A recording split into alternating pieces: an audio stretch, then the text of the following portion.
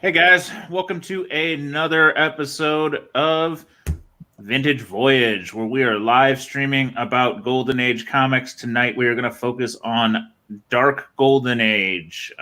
So that should be fun. We touched on that base a little bit last week. With me, as always, with me tonight because we were a little bit of a hodgepodge. Peter Renna from Dollar Bin Digging, Mike Morello from Cover Tunes, Chris Nelms from Fisherman's Tale, and Ben C from the bunker of Dark Golden Age. So be sure to check out comicbookinvest.com for all your comic needs. Lots of free daily content, speculation, investing, just cool lists, and whatever else that you want to find is on there. So check them out, especially as we're still all kind of stuck with no shops. So learn some new info while you're out there. Check out Comic Barricade at comicbarricade.com. They are the book stabilizers. They are very, very cool. They will go in your box, stabilize A, the box, and B, keep the books in place. It just locks into place and keeps them from falling down when you've got too much space in that box. So check them out. Great product, friends of ours. And if you've not seen it yet, you should really check out the Global Comic Safari Spider-Man 300 episode part 1. Part 2 just got filmed tonight and will be dropping later this week. So it is the set upon sets to be collecting in everything. Everyone wants a 300 American. And if you've got past that, everybody wants an Italian. And then you want the rest. So go see what those are. All right, gentlemen. How are we doing tonight? Pretty good. Yeah, not too bad. Good. Yeah. So I want to say thanks to DS Comics. DS, right? Yes. He's over on the Golden Guys. Yes. For I assume coining the term, or at least hipping us to the term. I hadn't heard it before. Age. Yeah, it's something that's we need it the way we need a new age for. I mean, we need 2 new ages, but that is a different show. Tangents. There needed to be a term that described, and it's not gore, or they're not all shock covers, but they are definitely that dark, sinister element to them. That, and it's not horror. It's so. It's cross-genre. I mean, because you can find it in superhero books. You can find it in crime books. You can find it in even not funny animals. Well, maybe, but you can. It definitely crosses a couple different places. I mean, war definitely. Oh yeah, absolutely. Yeah. I mean, I wouldn't doubt it's in romance somewhere. So it's funny for romance. I almost broke out the. Oh man, now they're testing me. The Romance Adventures 50 or 57 or 70, whatever it is, the only expensive romance book where it's got like the close-up of the girl just literally being like, I've gone insane. Oh. I probably should have broke it out, but I debated. I was like, does this count? We'll save it for another day. We got romance topics in us. So, yes. Do we now? Some prime examples would be books. I mean, we'll just kick it off with EC. EC, known for the horror, crime suspense 22. Yeah, the king of this stuff. There's also the 17, which is the Jonny Craig suicide cover, which, again, for those who that I've talked to about EC is with. I was trying to make the runs of all of them at a point, and I had never noticed until far past getting rid of stuff, the image in the mirror of crime. It's 17, right? It's the suicide cover. Yeah. And it's kind of covered up by like the logo and stuff until you look in the mirror. And when you actually look in the mirror, it just changes the entire cover. All right, I got 22 up. Oh, jeez.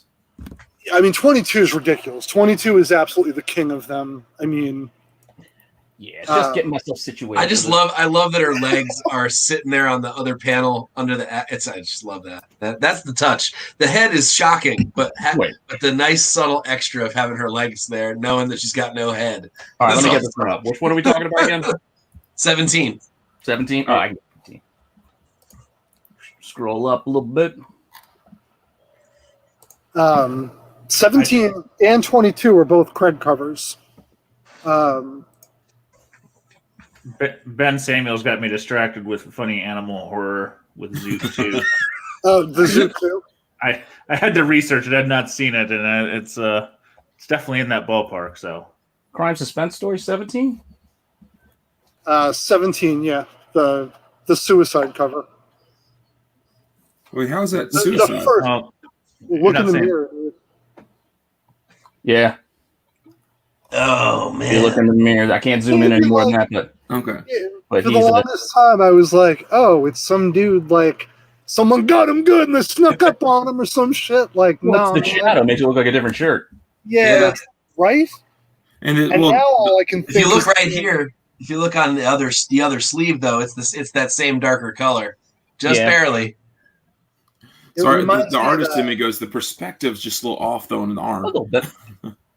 But yeah, it's being suicide's a completely different But idea. just watching just the beginning of and then looking at it in the mirror with that's freaking great. Man, there's so many good covers in that run too. 19? 22. Yeah, 19. I love 19. That's this one. Oh yeah, the drowning one. Oh, just the look on her face. There you go. Insane. Yeah. Oh, that's so good. So good. Oh my god. Yeah, that one is amazing. The green colors and oh god, just the extreme of what they're drawing.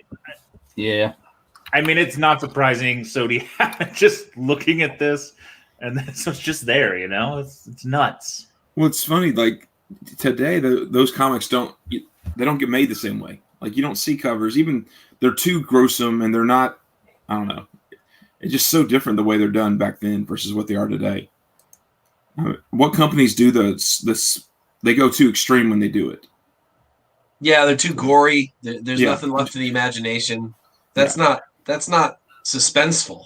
No. It just doesn't have the same impact. Like my brain. Oh yeah, that's the other famous one. Yeah. They're making you want to go. What happened? Yeah, exactly. What happened to this guy? Why is he hanging there? Yeah, and again, it's not horror per se. It is just dark. Like that's dark. Just the subject matter is just completely different. It's the tiny, tiny shades of his pupils at the very fucking beginning of the lids. Yeah. Push that cover over yeah. Yeah, it's those little things that after the fact, if like I've seen that cover 100 times, and on the 101st it was, oh shit. It's kind of like the mirror, except the mirror was like 258 times, and I was like, oh. Yeah, if you didn't mention the mirror, I would have been. No, somebody shot him. Like it wouldn't have been a. I was gonna say earlier, it reminds me of the fucking warden. Like as soon as I saw the mirror, all I could think was the warden in Shawshank. I'm like, oh fuck, someone drew it. This is the other one I really like from that run. This is obviously not as sought after as the ones we've been showing, but just the crazed look in his eye is so awesome, and the janky teeth, and I don't know. There's just the guy's just hands reaching out. I don't know. Maybe it's the colors, the background. This is a pretty beat up copy, but the colors were always just the greens, the reds, the oranges. Everything was visually kind of thought of very well. Yeah. Well, they add to the suspense though. I mean, the color. Yeah, that's the one. Yeah. But the color does the same thing in your brain though. I mean, the reds are definitely going to evoke blood and sort of some of the gore that's not really in the cover, but you could tell it's like a half a second away, which is pretty cool. But like I was saying before, it's your brain that creates the suspense a lot more than the actual just gratuitous showing. Like Chris was saying, you show all that stuff and you take all the suspense away. It's just gross. Yeah. At that point. Peter, pull up number 11 from that series. Oh, gotcha. I just looked at it. I was like, oh god. It's a freaking morgue, feet hanging. Oh, I know the cover you mean. I like that one too. That's really cool. I was like, what the hell? Yeah, that's really cool and subtle in a really awful way. I love it. In a really awful The way. little freezer is going over here. Perfect way to dispose of my wife's body. Hang her with a bunch of dead bodies. Because everyone has access to a room full of already dead hanging bodies to add one's life to. Well, you want to know how he got it, don't you? Just in case. So you got to read. You got to be prepared for the worst around here. Those are the tame covers. You go over to Shock Suspense. Segueing. Shock Suspense is another one that there's some that are like, I mean, issue 3 is like, I don't understand what's going on. Like a dude's gonna get eaten by a fucking baby like mountain lion, and like it's not shockful or suspenseful. And like issue 2 is just like mob beating. The bear trap. Yeah, he's stuck in a bear trap with a. And like issue 4, like some dude might be hitting a reflection. It might be a ghost. Nobody knows. But then you hit 5, and you're like, oh, the dude's hanging, and like. Again, it's one of those details when you look closer at the neck, it's the tiniest bit stretched and crooked. Yep. Yeah. And you're like, oh, what is happening? Well, then go to 6. Then go to 6. Yeah. And then never leave. Go to 6 and then just Oh man. That is so dark. And that's the ridiculous. That's the I mean, we can segue back into EC in a sec, but I was gonna say Mike and I were talking earlier, one of the quintessential dark Golden Age covers has to be Suspense 3, the Schomburg. Oh, yeah. 43, 44, whatever it is. The Schomburg, the classic. Yeah. Suspense 3, Schomburg. Yeah. That Suspense 6 is based on. Yeah. I mean, Shock 6 is on. I'm gonna take a chance to show this off. This is a. Well, sorry. Nope, you're good. Yes, that's the one. No, show yours. Teaser. And then I can leave up the other one. Yeah, that one's a great one too. That's a great one too. So this and this is one of those. I mean, it's not too, but the more you look at it, I don't know. That cover freaks me the fuck out. All the paraphernalia on the side and everything. And That's one that I sold, and then after I sold it, I'm like, God, I didn't notice it all, and I need it again, and because you just want to like take those in. They are. Makes me think of sloth things all the time. This is the only. I didn't finish all the EC runs. Blah blah blah. I did finish the Shock Suspense run, and when I got rid of most of my EC stuff, I kept the Shock Suspense run because it was the only complete one. That's a good run to keep. Yeah, it is. And I'm really happy. I mean, this is such a nice copy. Like, it's got the tears at the top, but like, you guys were talking about the inks and stuff earlier. It doesn't get better than that red. That EC red, like, when you get it real, when you get that glossy copy, oh man, I just... Well, here's I would not know anything about that. I'm just happy with the whole front covers there. Yeah. Yeah, this is that other book you guys are talking about. So This is the king of. All right, it is 1943. It was the 43 or 44. I couldn't remember, but yeah, Schomburg. I mean, insane. I don't even know how to explain everything that's going on. like you even need the Nazi thing going on with everything else. Like it's not good enough without the Nazi thing. Or like the random jungle theme of the dude up top just being like, "Don't forget." in a pit. I mean, it is. What was in his head? Like, what was he thinking? You don't want to know, man. I don't think you want to know. That we better win the war? Like this, you could almost argue this is like Raiders of the Lost Ark took all their thoughts from this.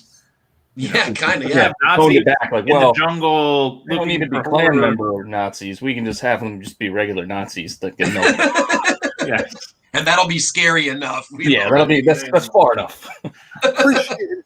We wanted to create social awareness on multiple levels.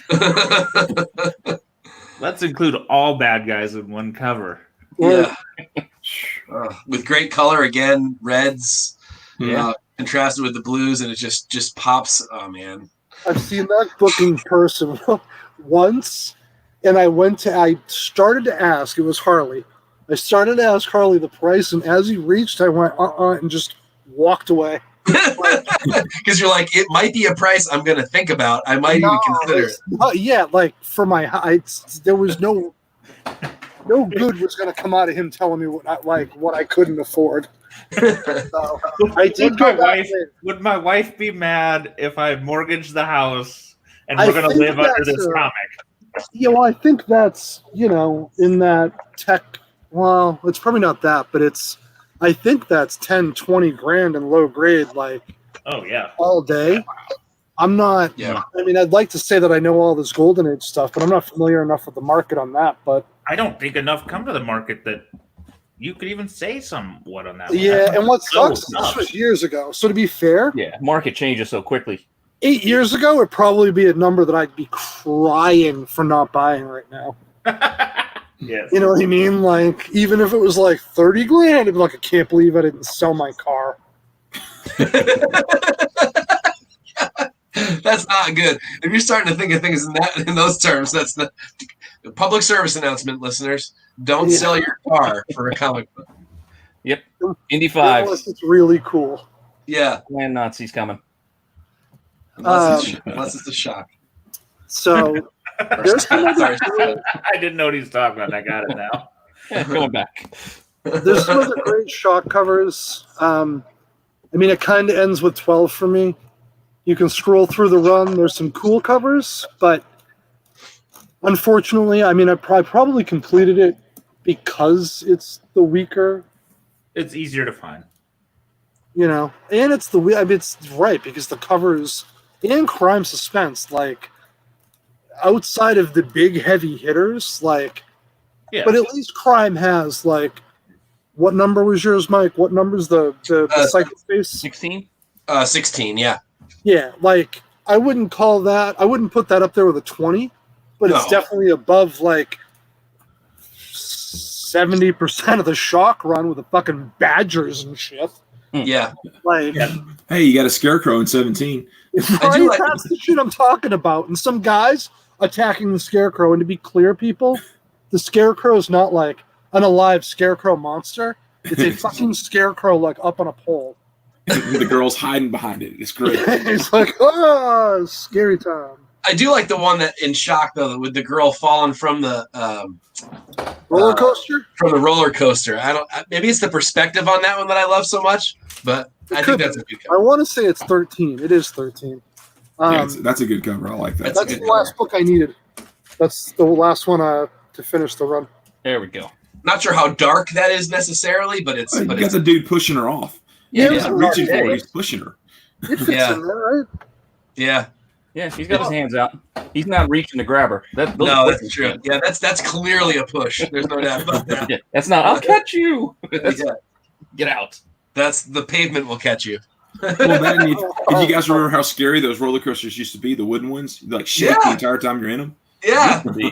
Yeah. Great Adventure Out My Way. Rolling Thunder's still like that. There was a place in Connecticut that was called Quasi Amusement. It had the Wild Mouse, and it was the oldest. I don't know why they would have ever advertised it this way. The oldest functioning wooden roller coaster, and you're like, what the fuck? Why do you tell people that? That's terrible. They say all original pieces until it's not functioning.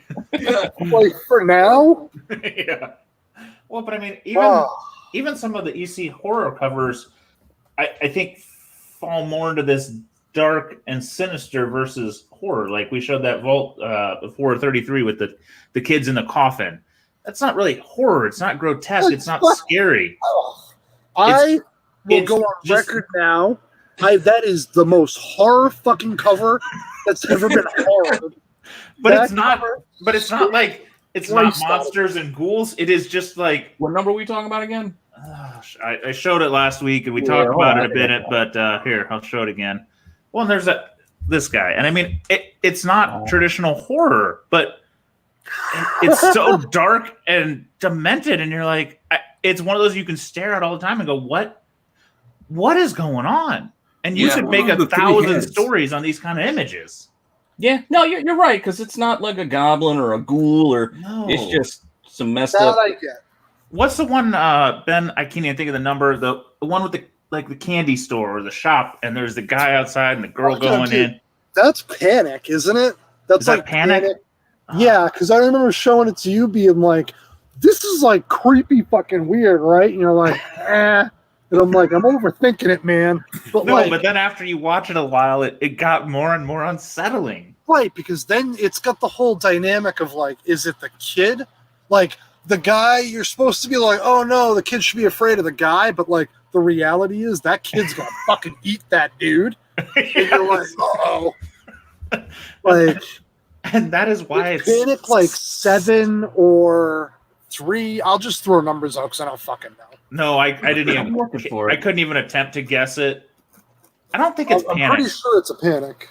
Oh, I've Panic. I'm not seeing a candy store. No, I've got the Panic run. It's not Panic. God, what is it? What's the other shitty? It's not. It's definitely not a fucking good book. It's but we kind of left that out. It's horror. I mean, comedy drifted into horror or to this dark too, because Panic was sort of comedy, sort of mad. All that stuff's dark. Yeah. Looking at the Panic cover, it has that kind of that mad kind of vibe. I mean, dark for mad, but look here. I think you brought this one up before with the the Santa. Oh yeah. Like it's kind of comedy. It's just dark comedy. I think Panic's darker than like Mad in my head is so much more in the vein of like Crumb in like underground comics, where Panic continued the EC like postcode tradition, which was to suck balls. Well, the other thing too about the kids covers, I can never figure this out. I wanted to not segue so fast into this, but like when DC started to do all its Bronze Age horror and its whole like Wrightson and Cardy and Neil Adams, well, you can't have terribly horrible covers. Put kids in there, and that'll make it better. It'll make it all right. It makes it way worse. Right, and all of a sudden they all become like nightmares from It. Yeah, exactly. Yeah. In Bronze Age horror, like, quickly on the subject while we're here, but I mean, the influences, Mike, right? Like, absolutely. I mean, you know so much more about Bronze. I'd let you speak on it for a... Well, I think the thing to keep in mind too for people that are collecting new, if you feel like you can't collect this golden age stuff, whether it's the horror or the crime or the expensive stuff, man, you can get some unbelievable stuff in that Bronze Age, and they're just as good, if not better, in some cases art wise. And they're affordable. In high grade, they're going to kill you. You're going to try to get a House of Secrets 92, you're going to get smoked on that. Or if you're trying to get, any of the other number of big boy books, I mean, it's going to be crushing. But there's so many books in there. Yeah, if you don't mind a low grade, you can find them for $1. Like the Witching Hours, the Unexpected, the House of Secrets, House of Mystery. The list goes on and on. There's a ton of them there, and there's so many good ones. Doesn't EC have reprints in the 70s? Like. Did they? Yeah. Was it? When were the Gladstones? There's the 70s and then the 90s. Reprints. Yeah, the 90s are ones I always see, but you can get a 70s reprint, which I always like. The older, the better. If you're gonna get a reprint, especially for those big classic covers. I mean, you're not going to get some of those any other way. Or you'd be lucky. Some of these books that we're talking about, you're lucky if you ever see one in real life, let alone afford it if it's sitting there staring you in the face. For people that have had these books for a while when nobody cared, you were getting them for 20, 30, 40, 50 bucks. But now that those days are done. So, I don't see any way for people to, you're going to latch onto the covers that you're really looking for. Maybe try to find your grail. If there's one, like for me, it's Crime 22. Will I ever be able to afford one, even if I see it in person? I don't know. While we're bringing it back up, I got to point out that... Can we show it for everybody that hasn't maybe... Yeah. The Crime 22? I don't think they actually showed it and actually delved into the... No, I just put it up for like a second. The mania. Yeah. Last week... I need that thing. So... Yeah. Sure, people know there's the Jerry Garcia copies of some EC comics. I'm like, I am a deadhead. I mean, Jesus, we can't even get into it, man. More so than comics, it's ridiculous. The Garcia copy of this, and I will own a copy. If it was a horror book, I would have bought it. The Garcia copy ended. I thought it was going to end for like $2,200 when I got outbid at like $15 and again at $18. It ended at $2,115. And I probably should own it, but now is not a good time to be spending $2,100 on fucking. It was a 2.5. And it was a 2.5, so it went for about $1,000 over market because it said Garcia collection on it, give or take, right? See, yeah, I wouldn't go quite $1,000, but I would definitely go maybe $750. I don't know. It was a decent looking copy too. So I mean, we've talked about it before. Eye appeal makes a difference in the price point because I mean you can see a 2.5 sell in a very wide range depending on what that 2.5 looks like. Very true. And this was on the nicer side. So I would tend to say it was probably 750, 800 above market versus 1,000. But again, when you buy these low grade ones, you can buy one that looks really nice and have, a back cover problem or, a spine problem. And they're going to sell at a premium because in a slab or not in a slab, they look better. Yeah. Yeah, or we get into that missing centerfold conversation too, where are you okay if the cover looks great? The grade may be low because something inside is messed up, like a missing centerfold or a chipped up page or something. But if the cover is all that matters to you, and let's face it, in these cases we're talking covers, so you want the cover to show nicely. Well, have you guys ever actually cracked these Golden Age and read them? I'm just curious. Some of them, I have not. More than I should have. I was outside of EC. I think I've said it before. I'll say it again. EC archives, Gladstone reprints. The tough thing with the Gladstones and the others, like the Crime 22 and the Shock 6. The Shock 6 isn't terrible, but they're still like 20, 30. The fucking Crime 22 reprints, like on its way to $100. Like at that point, just go buy the damn EC archives. Yeah. He is popular for a reason. ECs are good because what's inside. Those bad covers still have great content. 90% of this other stuff, like this is your segue into this next run, because this is another definitive run in the dark Golden Age cover land, but just that's great though. I mean, it's great though. Another red dress, but the content just wasn't up to par versus no. And then the stories inside, and it was common in whoever published Red Seal and Red Circle. It was common for them to just throw a different cover on a book, and you have variants of books because Red Seal was a mess. Then because nobody cared, they just were trying to crank out content, and then the whole I'm gonna go down the side hole here. Let's stay on this fight against crime topic. Oh yeah, I'll put your book up here on the side. So thank you. Nice. The fight against crime run is really strong. The first couple, when you scroll through and you're looking, it's okay. You hit 6. And while we're on this topic, go to CBSI. We'll put the link in the description of the video afterwards. 6. There's a top 30 pre-code crime list I made, I think in like 2016, 2017. It needs to be redone. Go ahead, Scott.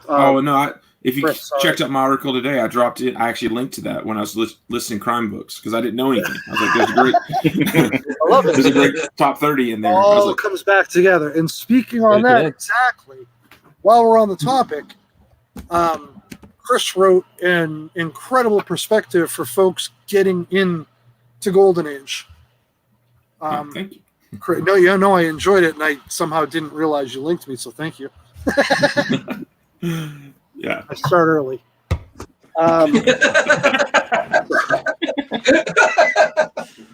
The fight against Crime Run, when you hit 6, I think Peter just had it up on the screen, maybe. Yeah, I can get it back up. Yeah, you should just throw it up there, and we'll run through a couple of them we like.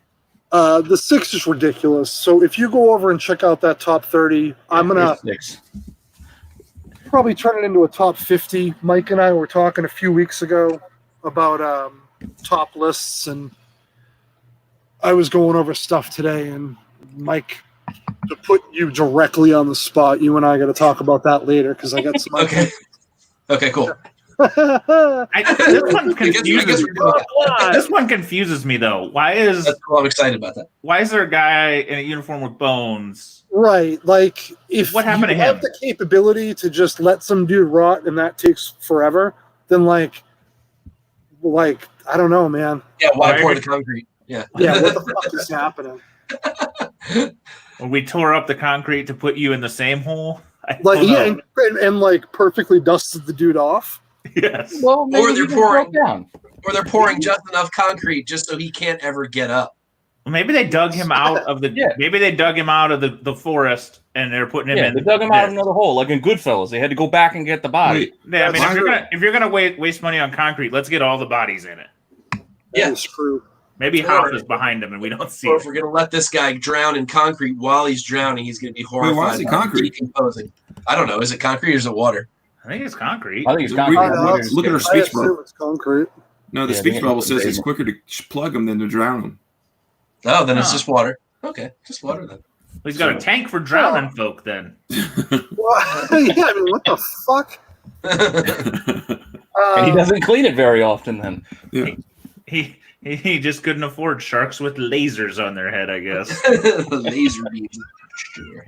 Shout outs, Ben Samuels, Solo Wookie.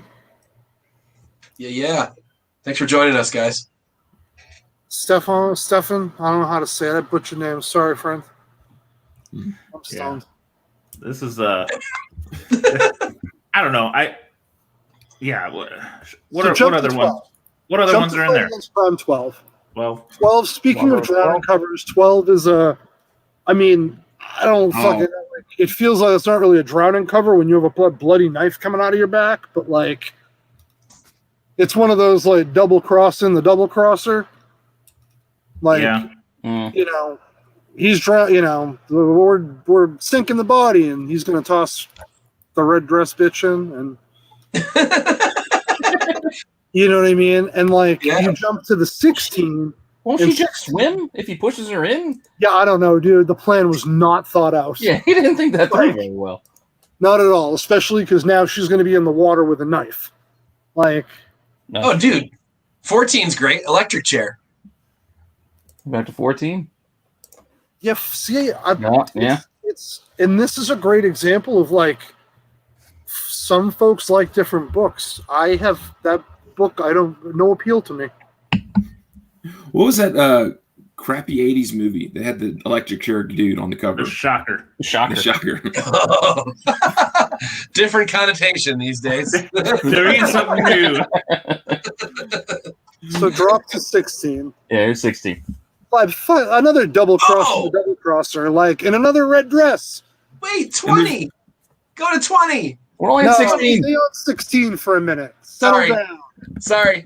We got time to kill, gentlemen. If you're reacting to 20 that way, it means you haven't seen it. Go read the top 30 pre-code crime list, because 20 is a book everyone should be hip to, sir. Look at 16. I am now. Yeah, dude. I mean, yes. Aren't you happy about the way that I just got hip to it, though? Like, super excited to finally see it? No, you should hip yourself to 16 while it's up. Look at the gasoline. First of all, Peter listened to us and went and got himself a Gerber guide so he could find all this stuff. Mine's on the way. Mine's in the mail. Yeah. Volume 2's on the way. I only got A through J in the first one. That'll keep you busy a long time. I respect Chris's play of putting money into just the Golden Age book. Yeah, during the NFL draft, I was just flipping through it. Circumventing the whole thing. All right, now, I mean... Wait, hit 17 before you get to 20. Just make Mike wait a little longer. Yeah, That's okay. All I was going to say is 19 is another red dress double cross in the double crosser. Well, There's another 17's another double cross in the double. Check out the knife in his head. Oh, yeah, that angle. That's rough. I mean, God. I mean, it's like it behind the ear. Yeah, that had to hurt. I don't even think it went fast. That's that same pattern from the the one where. What's 18? Oh. They really like these skeletons with the hat. That's the same guy. But around everywhere. In reverse. Only dead guys can wear hats. If you're alive, that you don't get to wear your hat. Yeah, you don't get to wear your hat. Once you're dead, they put the hat on you. Back on your head after you get murdered. And how the fuck are the corpses decaying that fast, man? I would think the clothes would go quicker, you know? Like, yeah, here you That's go. great. It's great. Wow. and A lot of double crossers. And then we're gonna get to 20. Or should I hold? there's the ridiculousness. Yes. Oh, Yeah, dude. Yeah, my. Yeah. There's a few others. Again, we will. Why is he look so surprised? Yeah, well, I mean, it's a taxi coming. That's why. Why did he cut her head off, though? Go look at the top 30 pre-code crime. There's some gems on there that we're not going to get to tonight because this isn't a crime show, but it kind of is. Yeah, a little bit. Well, we're covering. I mean, crime is a big category that it fits in. Like in my article today, I wrote, and I was like, crime books don't interest me at all. But then you're showing me these.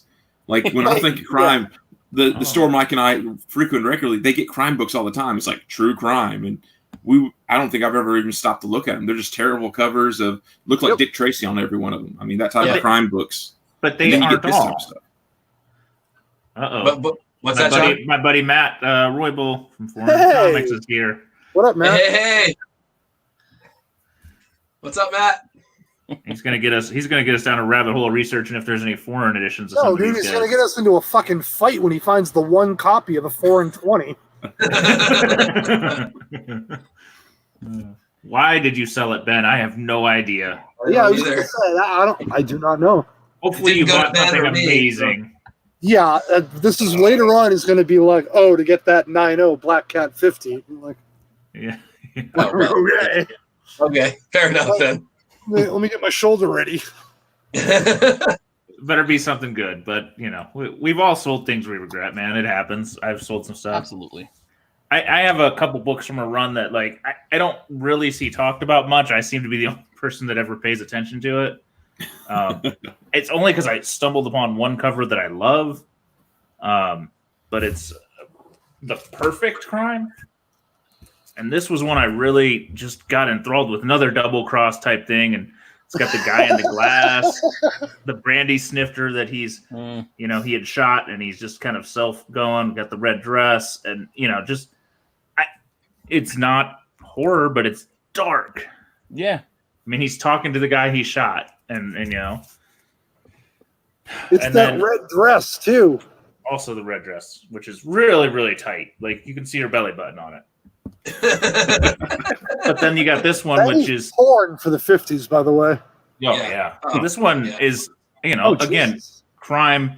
I don't even know where I got this one. I just stumbled upon it, and it's they're threatening to throw the warden out piece by piece if they don't open the gate. And it's one of those. I don't even see a lot of it. It's who's this by? Is this maybe Standard? But it's a little bit of a lesser known run, and a lot of the run, like you said, Chris, is not that exciting. But there's a few in there that are like, oh, okay, I get you. So you do have to look. Cross, is that the company? I don't remember off the top of my head. It's a smaller one. It's not one of the big ones you hear about. So maybe that's why you see less. But I'm like, you do need to look through those crime books. You do need to look through. I mean, you guys will laugh at me, but I'm the guy that bought clown covers and westerns, because in these other categories, there's some things that cross genres that, oh wow, I do want that, even though like 99% of the run is garbage. There's that one cover in the run that you didn't know was there. Yeah, very true. Hey, Peter, throw up Perfect Crime is what John just showed us. Pull up number 23. 23? Yeah. I got it. I was just looking up Perfect Crimes. 23. I do think I've seen that one, and I can't think what it is off the top of my head. Well, there's the Perfect Crime window. Let me find 23. Yeah. Oh, yeah, that one. Yeah. Yeah, that one's amazing. Cool. That's gorgeous. Shadow. I mean, Yeah, look at that Shadow's cool. amazing. That one is Goddamn mirror. Yeah. that one. Well, look at the face in the mirror. Yeah, that It's face in like- the mirror is creepy. It's like I don't have a term to use, but it's not a normal person. That one's an expensive book. I That also one. like how his shadow goes over the logo there too. That's one that has picked up in the last few years a lot, and I don't think you can get that for under $1,000. Isn't it funny what books, again, like that was probably in Superworld's, $100 bin, which respects Superworld, $100 fucking bins. Like, that Cindy 37, Ooh, Cindy 37. headline, not headline 11. 37. Well, it's just one of those books that you have to look closer at until you see the mirror. You're like, and then you see it and you go, what? What is that? Yeah. Yeah, that was never. I mean, again, everyone in the chat's going to be like, "Yeah, that book 5 years ago was, Yeah. it just wasn't a chase." And then It's like a lot of the Archie stuff. big. Yes. I'm going to shift a little to the side. This is not crime. I don't think it's horror. There's this weird place. EC also has that great sci-fi stuff that. Oh, the weird fantasy. Yeah, and the weird science and weird sci-fi. Really just the Frazetta for that, though. But there's definitely that sci-fi that I guess it's sci-fi, but it's... I mean, this isn't really horror to me. It's not... Hold on. Like, it's definitely dark. Exactly. Little This is like Dementor flying around. flying This is squirrels. Flying squirrels. This run is ridiculous. This has... I mean, I'll talk about it every time. The 3 is that crazy graveyard, like, erupting out of the ground, the like, possessed tombstone thing. It's fantastic. And stuff like this, like, I bought this because it just made me uncomfortable. That's generally the reason you buy some of these things, is it just doesn't... It affected you.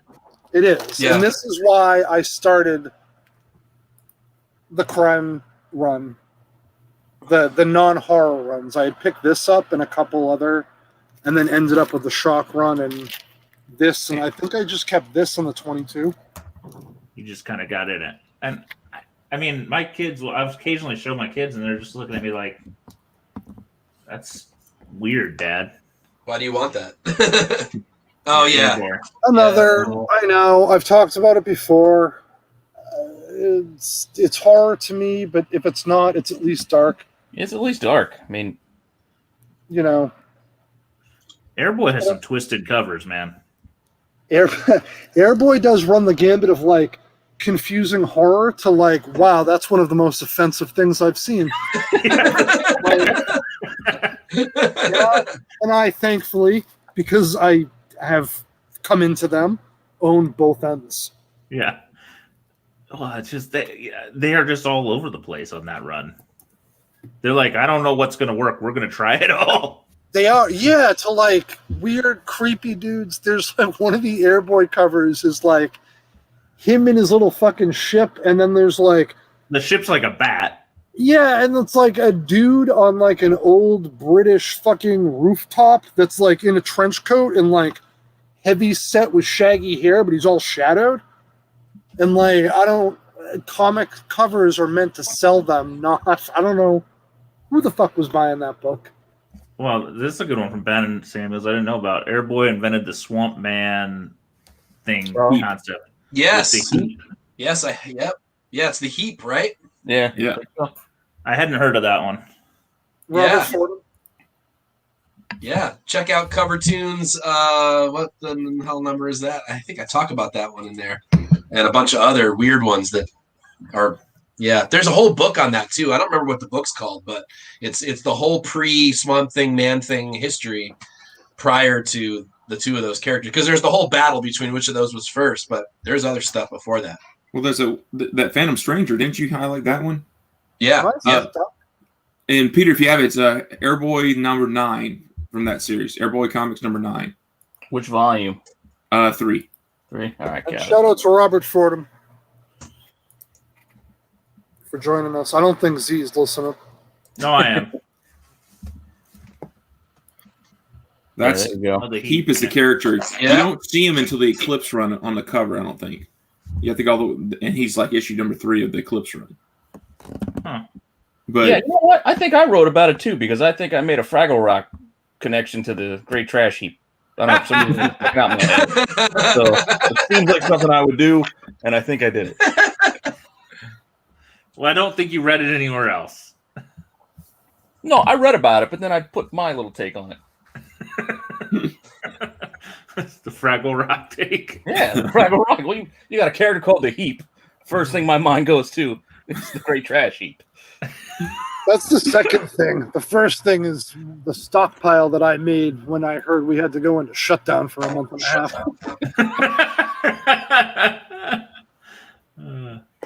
So yeah, that Phantom Stranger is number 14. It's also Neil Adams. Just for those that cared about us talking about that. And then there's all the Heap stuff from Airboy. And then I think you're right, Chris. I think that it doesn't actually show up on the cover until that later run, that the Eclipse run. Yeah, I got you. But that's the character. Roll it up real quick. There it is. I mean, Oh, yeah. Man Thing, Isn't that Swamp a Thing, whatever you want to call it. fantastic cover? That's so good. and that's like one of the hard. You can find everything else in that run except for this issue. I have looked and looked. Mike, you probably have too. That's probably why we never find it. Yep. It's July 71. Also a Neil Adams cover. Oh, why did I go to that? Oh. Well, Neil did it fantastic. Jesus. Yeah. And I know we've talked about this before. I did not have any appreciation for most of the Bronze Age DC stuff until I really, really got immersed in Golden Age horror, dark crime, all of that stuff. And then I go back and look at the early Adams stuff, and I'm not maybe on camera saying this. I was never a huge Neil Adams person. I had that whole Batman, like the Batman stuff just doesn't, I'm sorry, man, it's not, he has two wildly different styles, and the Batman stuff is just not for me. Yeah. Going back and seeing the DC horror covers he did, oh man, like, cost me some money not buying him back then. That and Wrightson, Jesus. Yeah, the two of them. The Wrightson stuff. And Cardi. Don't forget about Cardi, too. He's the one that always gets forgotten about, but his stuff's pretty amazing. No, yeah, respect. You just think of Aquaman. Yeah, exactly. That whole Aquaman run. And I mean, a lot of Teen Titans. Yeah, but it's plenty of that horror though. Plenty of those dark House of Secrets, House of Mystery covers that they're sort of interspersed. Like it'll go Wrightson, then Adams, then Cardi, and back and forth. And but they're all great. They really are, and they're clearly influenced by all the CEC stuff that we're talking about and this pre-code stuff. Whether it's the crime stuff and putting the kids in there, I don't know whose bright idea that was, but it makes it so much worse. It absolutely does. So much worse. These kids all watching these horrible things happen. Yeah. Another connection with DC with horror and superhero stuff goes back to the early 40s, mid 40s, no, early 40s. Spectre's in the 40s, right? Bernard Bailey. Like, I think we've touched on this before, but you know, at this point, when I hear Bernard Daly, it's all it is the classic horror covers. But you can pull up a list and it's just countless DC classic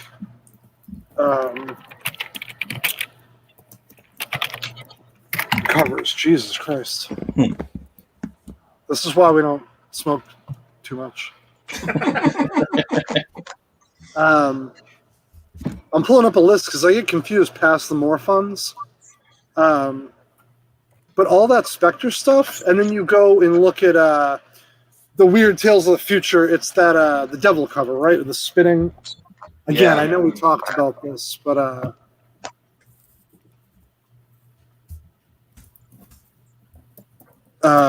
Weird Mysteries, the fucking Monkey Brain run. Oh man, The skull with the dagger through it. Again, somebody that was in. I mean, you look at any more fun cover, and it's the same style Spectre. It screams fucking Golden Age. It's in your Weird face. Mystery. And then you compare that, and his horror was so different, and that's how I view Adams. Was that wildly different style? Except Bailey, I like both styles with Bailey. So.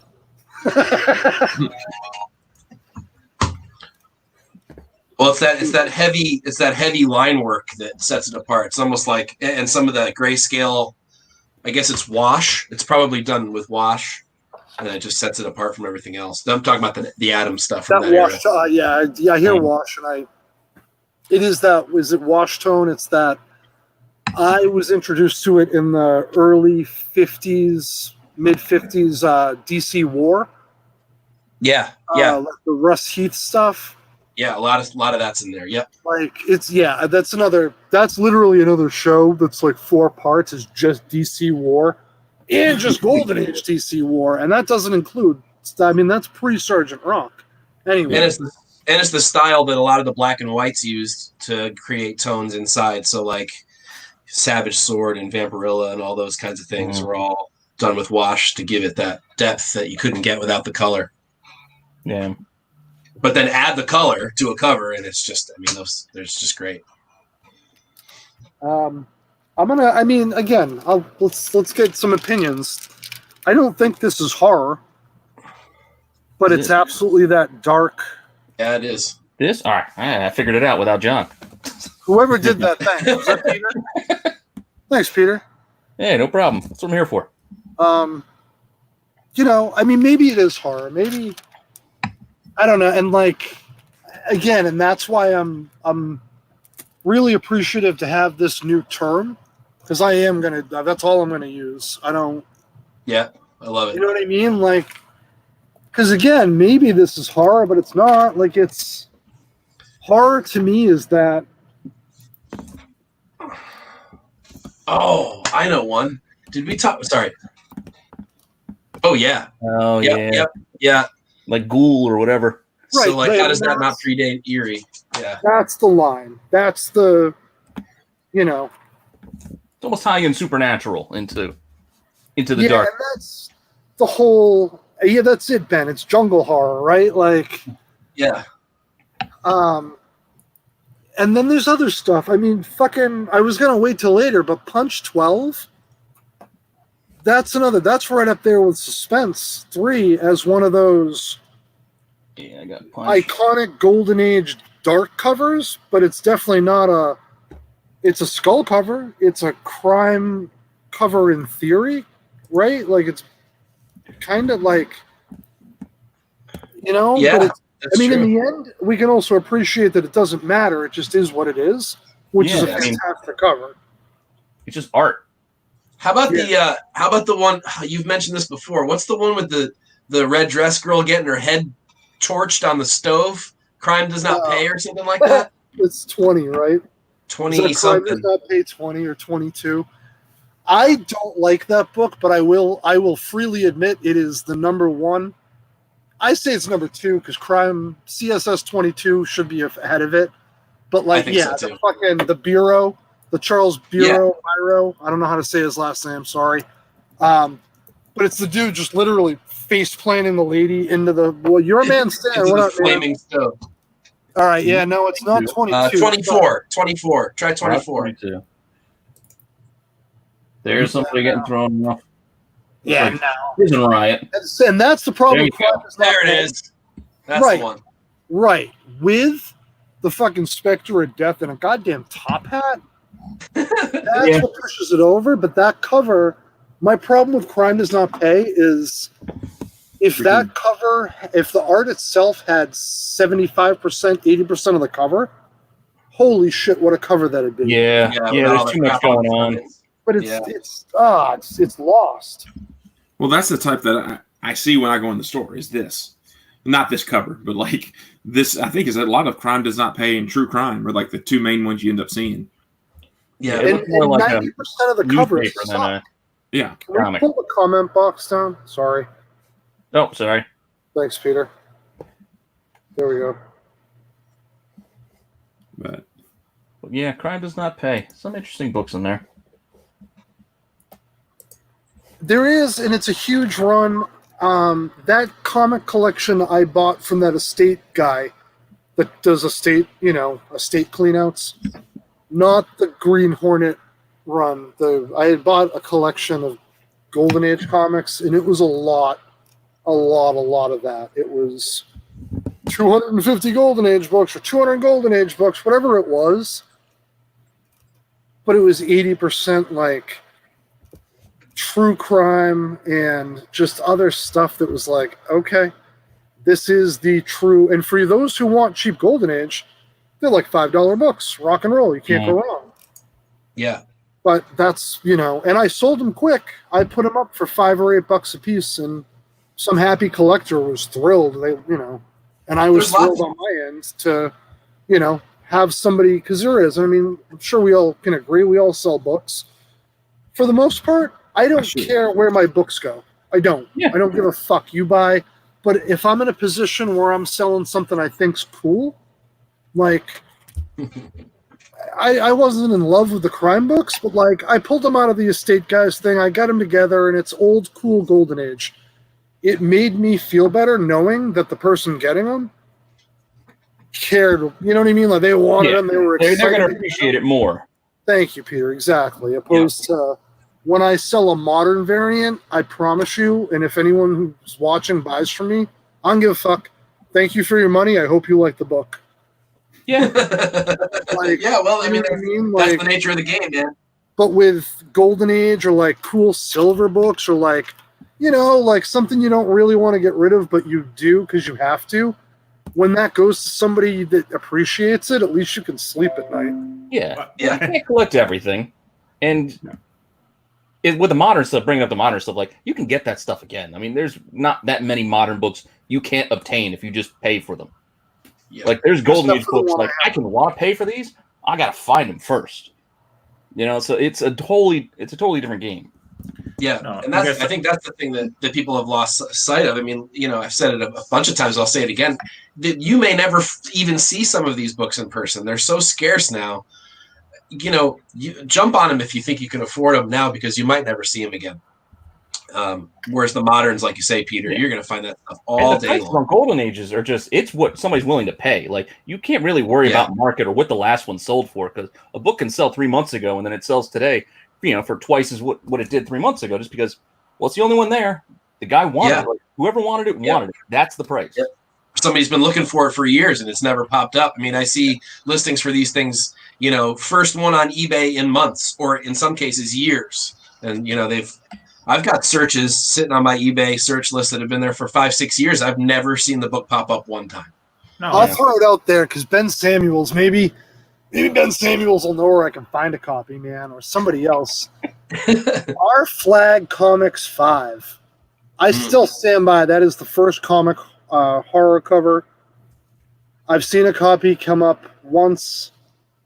It was, I don't even remember. It was the better side of low grade, and it ended for thousands of dollars. And I do regret not buying it. Yeah. Yeah, I don't know how anyone can fucking exactly, Ben. Exactly, man. I don't know how anyone can tell me that is not a horror cover. Like, there's a dude tied to a tree about to be executed by a ghoul. Yeah. Like, the dude with the fucking skull thing is clearly not a mask. Some bitch is about to get domed with a shovel. In a red dress. And his zombie arms coming out and grabbing her, holding her down. Like, and man, I don't care. I want no one else. I want everyone to say it's not the first horror comic because so you can own it. Yeah. And I literally could not afford it. Period, or I'd own it. Got this, the nice moonshot here. This tree branch kind of looks like a hand reaching out. Isn't that a gorgeous cover? There's a lot going on in here. Great color. Oh God, I need that book. Yeah, zombies. Well, you talk about books that just don't come up. Like there'll be a price bump, and I remember watching Black Cat 50 was one that I'd watch all the time, and there was I watched for years and never seen them pop up. None. And all of a sudden one sells and goes way above what people think. And then you'll see a handful flutter in because people are like, well, I'll sell for that number. But once the people that have had it and bought it at that price are done, just in case they become less again. Until you get some kind of new price point where people go, oh, because they're not sitting in bins and sitting on walls. They're in collections. Yeah.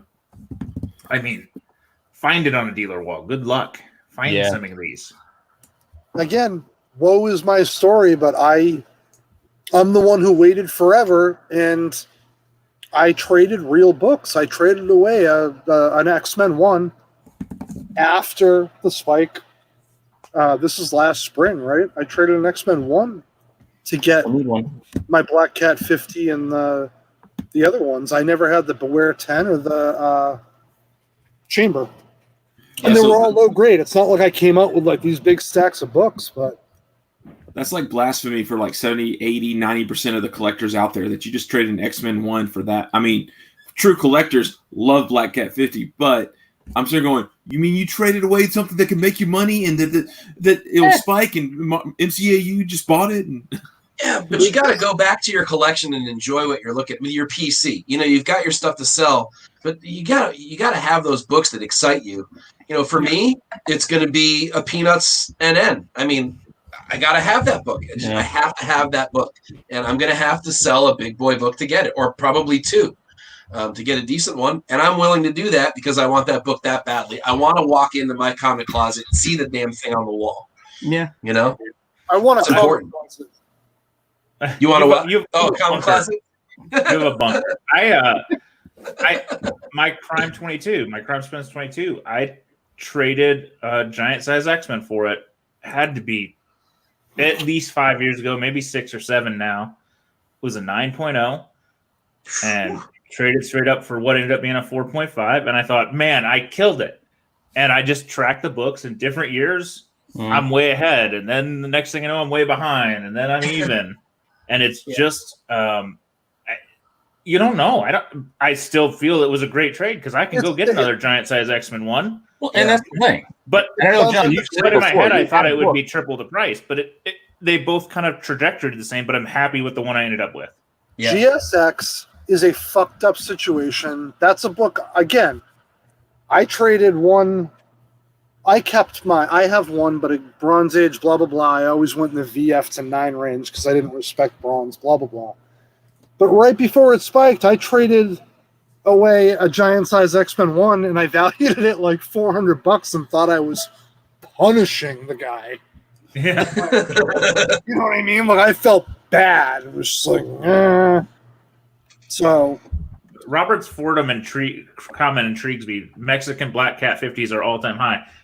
I've only seen 2, Robert. One has never been for sale because I've seen the guy, and the other one just sold. And I'm like, all-time high is because I'm not sure it's hit eBay before. Hey, but that's a 1,000% increase in price, right? Yeah. So he's right. It's an accurate statement. It's just what did it sell for? Auction was $1,300. So, and it was it was a good, very good copy. So actually, a 1,300% increase in price if it never sold before. Right. What year was it released? It was very close to the original. I don't know I don't know off the top of my head, but it's close. Within a year or two. So how the hell didn't you buy it? Or did Robert buy it? Another friend of ours bought it.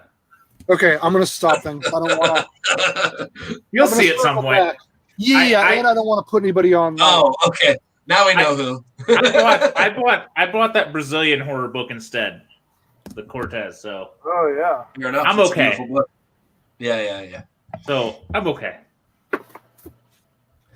Robert, you're not supposed to say it. That's only for the other, 8 other people that are in the live stream with Robert. I think we all extrapolated the answer, though, John. Yeah. You're going to see it eventually. You sneaky bugger. Oh, you own one, you sneaker. Oh, man. Listen, if it wouldn't have been a friend of mine buying it, I would have bought it. There's also a Chamber of Chills foreign floating around. So that's a question for is there really? Time, but I want to. Yeah, we still got some of these books. We didn't hit Manhunt. I think I was just gonna say I want to. You want to get back to Focus? I know. I want to mention. Well, I think we've been on Focus. I think that's definitely great. I'm happy to learn that those. Well, I'm happy now to know that they're out there. I'm sure when I can't ever own one, I will not be happy to know that they're out there. Yeah, your wallet will not be happy when it pops. So that's the thing, and it's a great point that everybody's brought up. Trading to get what you want, that's absolutely where I am with Golden Age right now. Yeah, I traded an X-Men 1 for stuff, but that was the point of having the X-Men 1. Right. Was to buy books that were gonna I bought multiple, and I know this is where Z's I bought multiple X-Men 1s and multiple FF48s. I know I'm ridiculous, but I bought them at a time where they were cheap. Yeah, and I bought them as an investment. Nothing wrong with that. You banged the drum on X-Men 1 forever, and I kept putting it off. FF48. Yeah, and I put it off as investments. And I mean, I'm not going to lie. I still have. I'm always going to have my copy, if not whatever. Yeah. Those are the books. Those are the books you have to move to get something you need more. I mean, sure. And those are the books you can't trade crap books. No, and I traded that same show. I traded a raw. I still don't understand this. I traded a raw FF48 that I graded, and I think I don't grade MCS. I grade realistic. Exactly, Peter. It was probably a 4.5 to me. And I traded it to a dealer straight up for a 3.0 Batman 121. Mm. And that's the shit. And again, I'm sure he was thrilled to make money at the time. I don't even know. Doesn't matter. But to me, it doesn't make sense. But when I hear, Z traded a GSX for anything, I'm like, yeah, you won. It doesn't matter what, it doesn't matter the dollars and cents. I know it. Whatever that X-Men becomes worth, that dealer, I don't care, because I basically paid $1,000 for the pre-code horror books that I brought home, because that's what the X-Men cost me in 2011. Yeah. You know what I mean? It was a low-grade raw copy. I got it from Greg White. What up, Greg? You'll never see this. I don't know if you know how to use the internet. Definitely not. Yeah. Unless it's to stream dead shows, maybe. Yeah. Yay.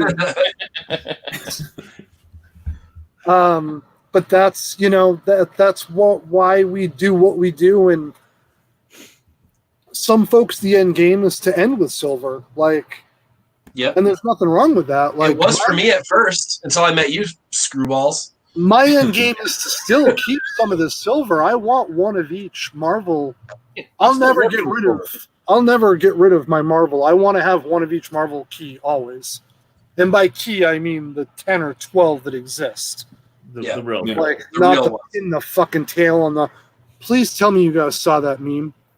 I am so off track. Somebody else take over. We're okay on this show to lose a little track, because that's what we do. But well, I actually wrote a little bit about that. This dude at one of the shops in town, I walked in and he had a All-Star Comics 14. He was like, it was a beautiful copy, probably 7. He had it priced for $1,000, great price on it. And he's like, yeah, dude, some dude comes in here and trades me Westerns, or he wants my Westerns collections of Golden Age and he's giving up like a Sensation and an All-Star and like all these beautiful comics that like. It wasn't me, guys. I saw your head pop, but he said Westerns. You're like, Western.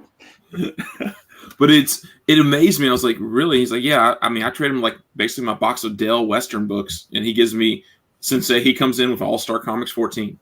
Another store that I go to, dude is in a Carnage kick. So he basically comes in with boxes of Golden Age, and he wants every appearance of Carnage the shop gets. So he like trades for. Give him my number. Yeah.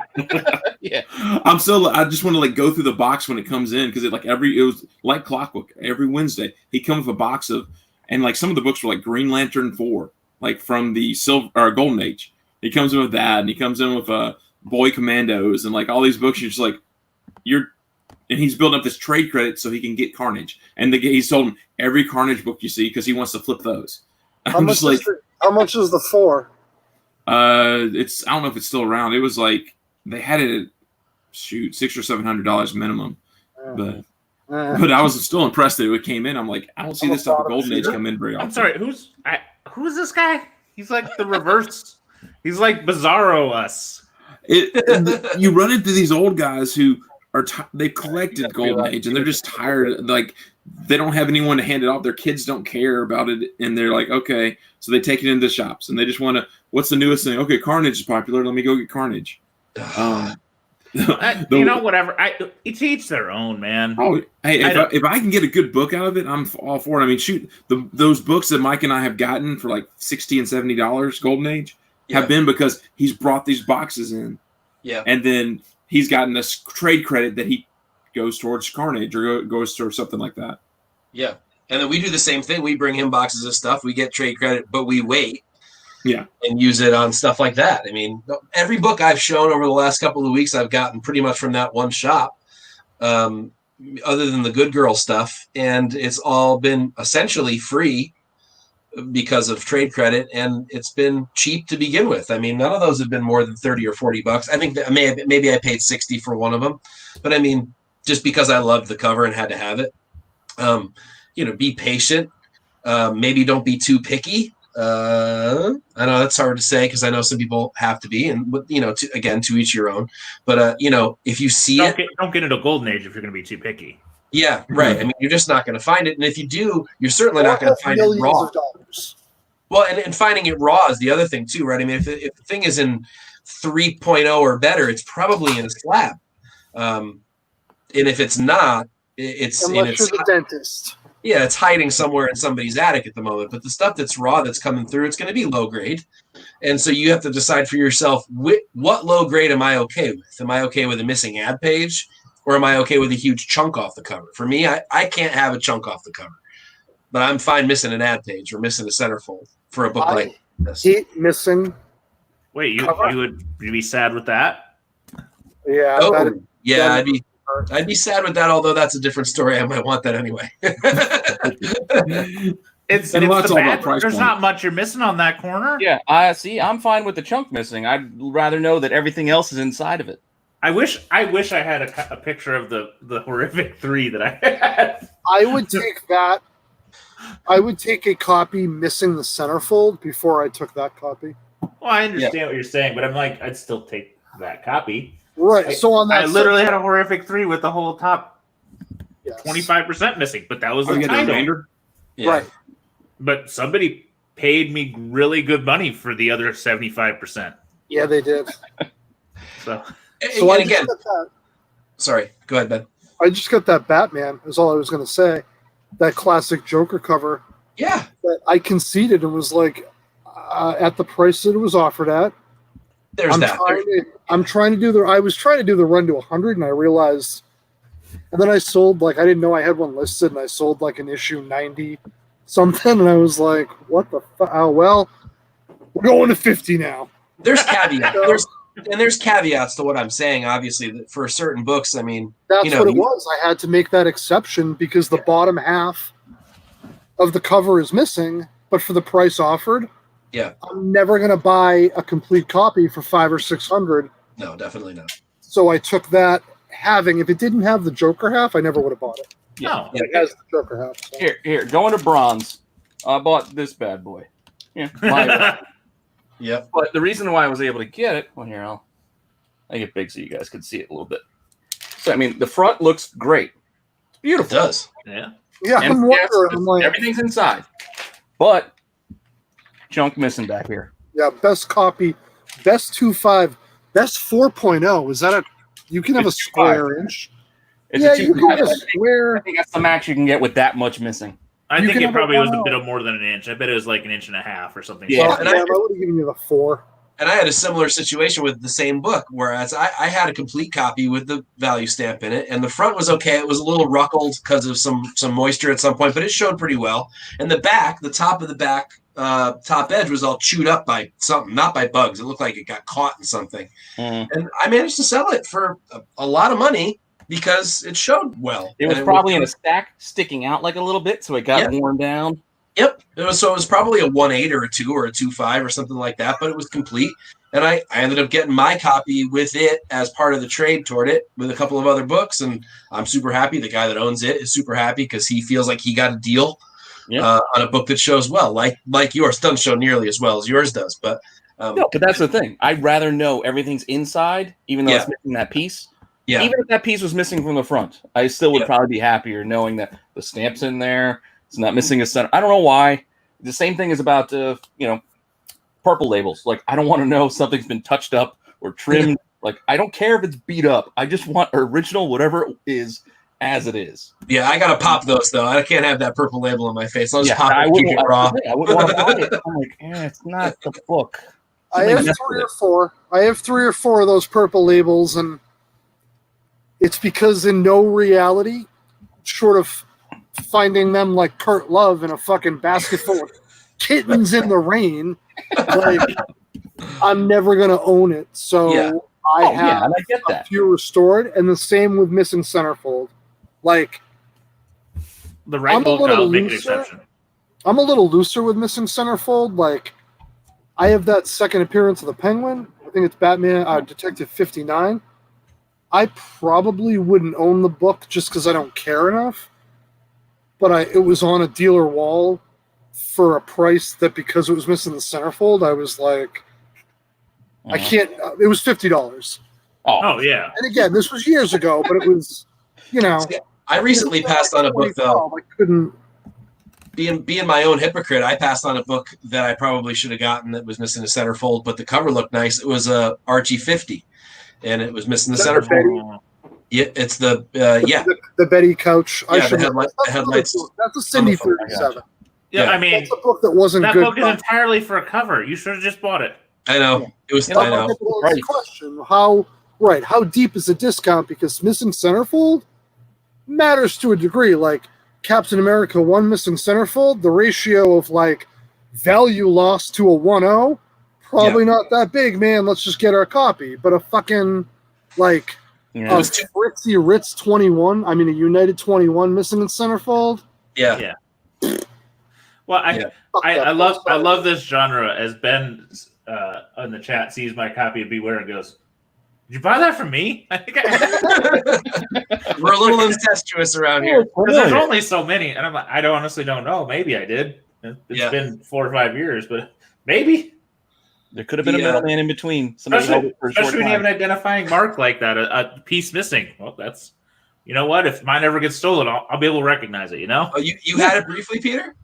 No, I'm just saying, like, it could have been somebody in between the two of you. Yeah. Unlikely with the way this group works. Yeah. Again, I'm still working on clearing up my bronze and coppers and silvers before I get to golden, because I just OCD that way. I'm not there yet. Fair enough. I still need my something at a price, like something of value. Like, I see the value in it, I'll buy it, but. We've already dragged Chris in, so he's in. You bastard. Let's go manhunt, people. Manhunt. All right. I'm getting there because I got my guide, so now I know what to look for. We're back. I like how Ben just wrangled us back to the topic. I got manhunt. I got it up. Which one we want to look at? I think we've been on topic-ish. And that's why I'm staying. Yeah. We're doing fantastic, but we got to stay. That's why we're hitting Manhunt now, people. Yeah. What do you want? So hit one right off the bat. Oh my!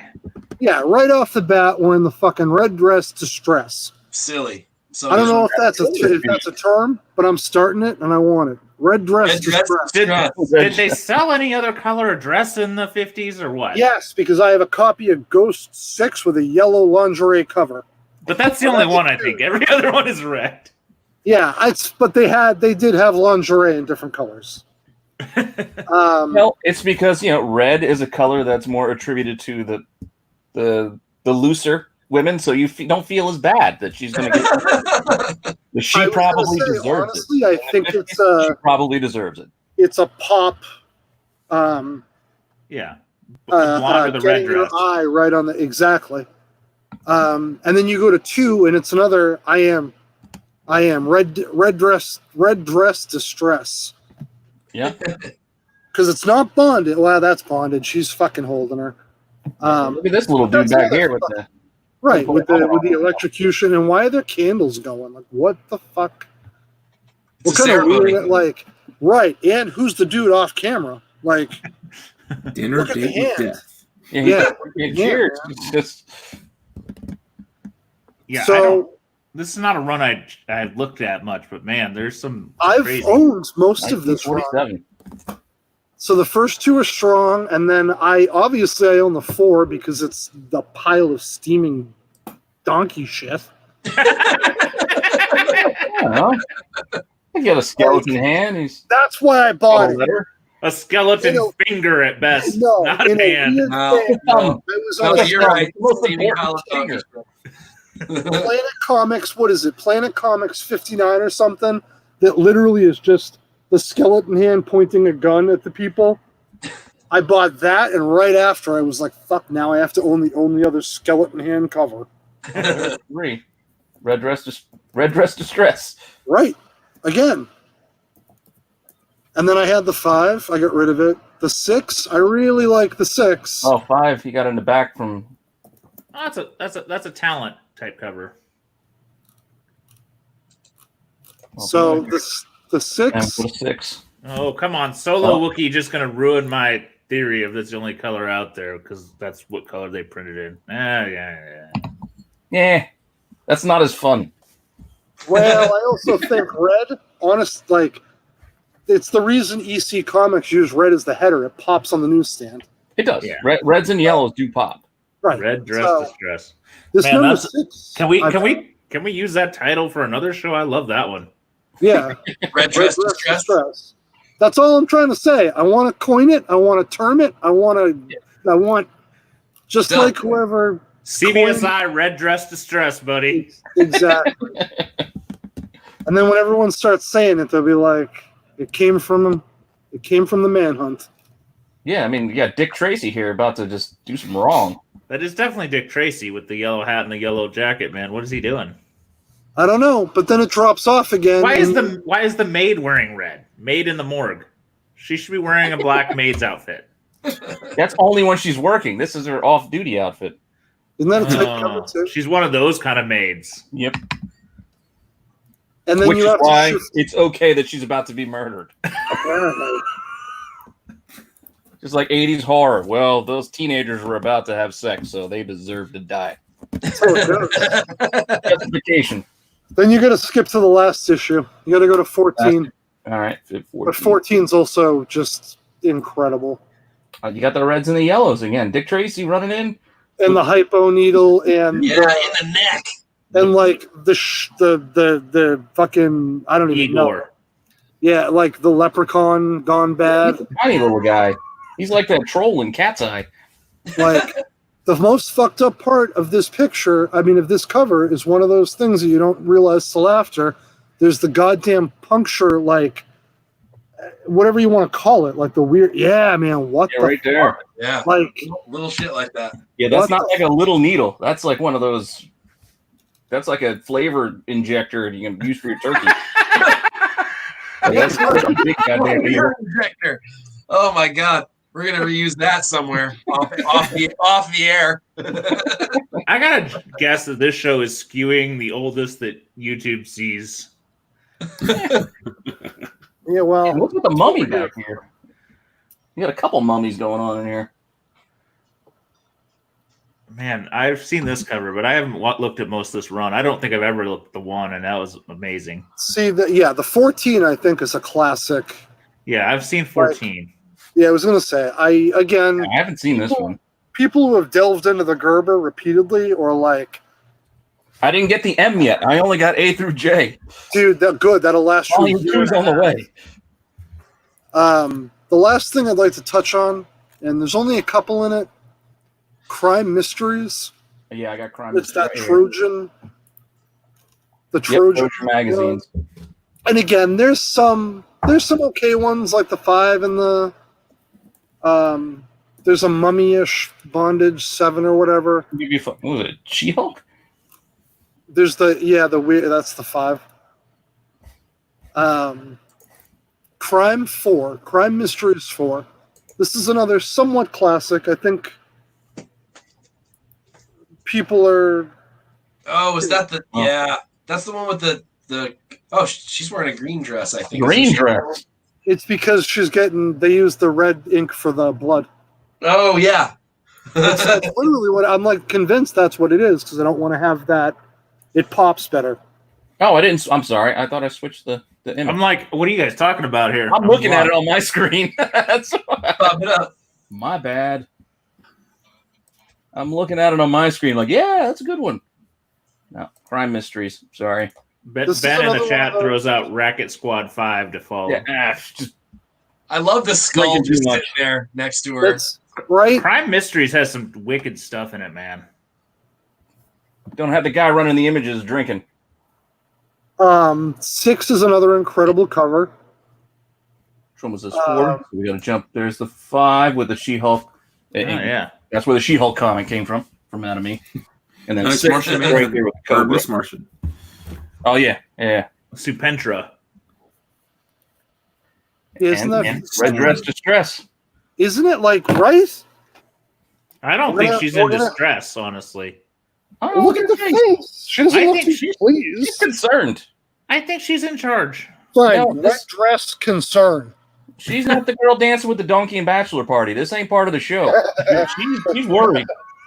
Wait, what about the guillotine in the back of that? How did the Cobra get on her standing up? He leapt out of the basket here. Okay. And it looks like this guy's got it's a gun, but it kind of looked like he was filming it with a little camera. Oh, it's a wax museum.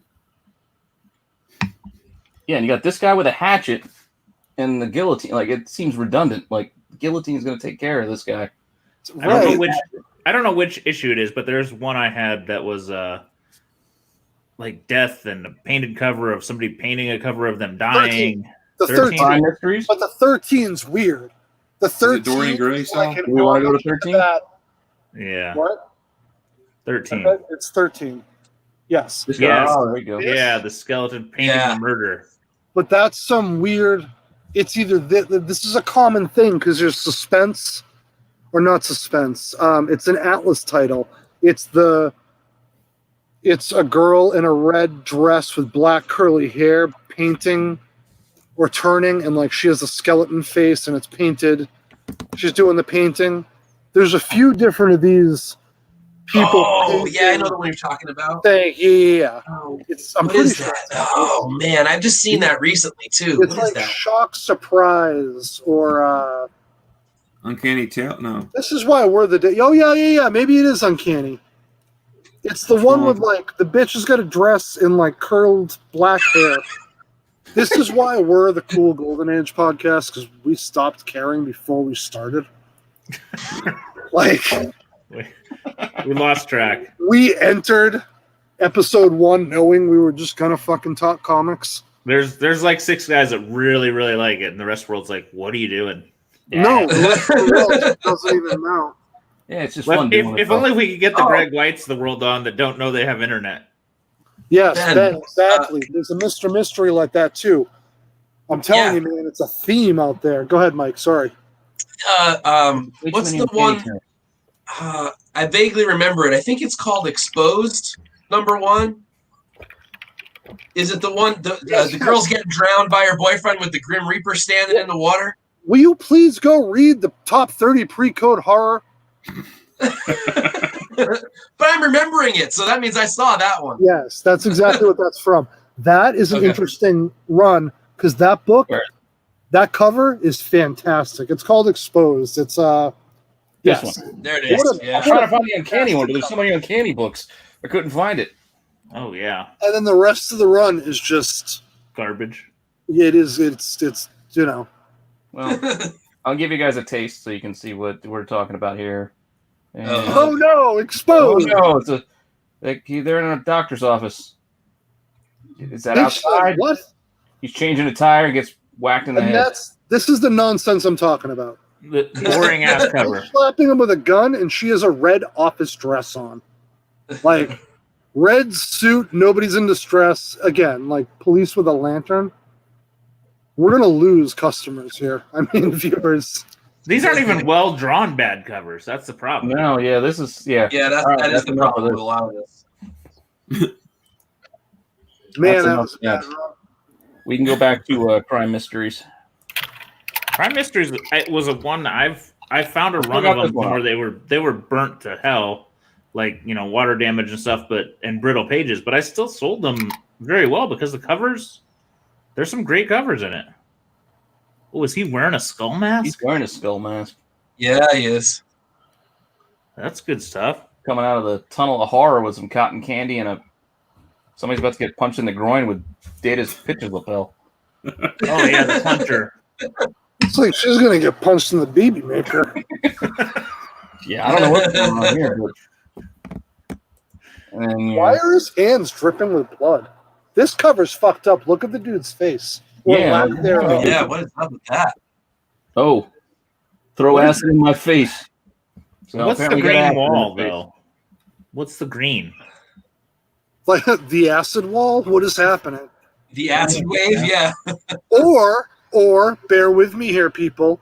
All right. That's not the acid you think it is. Fucking watch out for the green acid. Yeah, that's what that wall is. Oh, that's the last one too. The fucking Jello wave. Yeah, that's the last issue of Crime Mystery.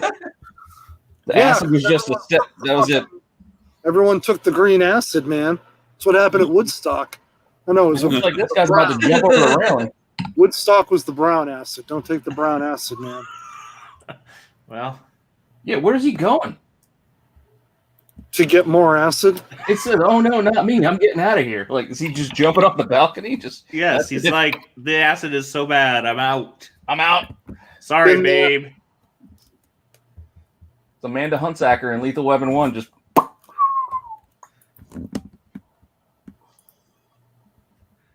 Sorry to stop everything with the Lethal Weapon reference. If you're gonna make a Lethal Weapon reference, it should be Hans Gruber, please. That's Die Hard. Oh shit! You just lost all '80s credibility right there. I did. I wasn't even paying attention. I was thinking about jumping off the building. It's just one big 10-year-long movie. I was thinking jumping off the balcony. Yeah, not to get too sidetracked, but that Die Hard bit when Hans Gruber gets dropped in the building, he didn't know that was coming. Yes, that's a real surprise on his face. It's a real surprise. The director dropped him early. That's how you get. That's how you get real reaction. Exactly. Before we close out, two things. I want to point out that we're going to have to make shirts for Ben that say, "Why did I sell?" Because we keep seeing, I used to own that. Why did I sell? I'm sure you bought something great. Yeah, but what did you get in its place, though, Ben? That's the thing. Like, that's just the third time he's been like, "God, stop showing covers, guys." Dude, you owned every book ever. This is coming from this Ben. Yeah, we're like, he's owned every book ever. The only other thing we had talked about was trying to get folks involved. So, if anyone listening or watching either has questions or wants to see something next time, let us know. Yeah, toss us a topic, please. Post some comments, like, subscribe, all the good stuff. Yeah. If you want us to continue talking of Golden Age debauchery and things that we find disturbing, amusing, scary, or frightening, confusing. Keep doing it. Yes, all things are confusing some days. Yeah, Most There's a wholesome golden age we can get to. yeah. If you tuned into our Peanuts talk where we just rattling numbers off, you were confused because I was confused. Well, I mean, if you really want to do funny animals, we could figure it out. I mean, I've delved in that rabbit hole, but it's not good.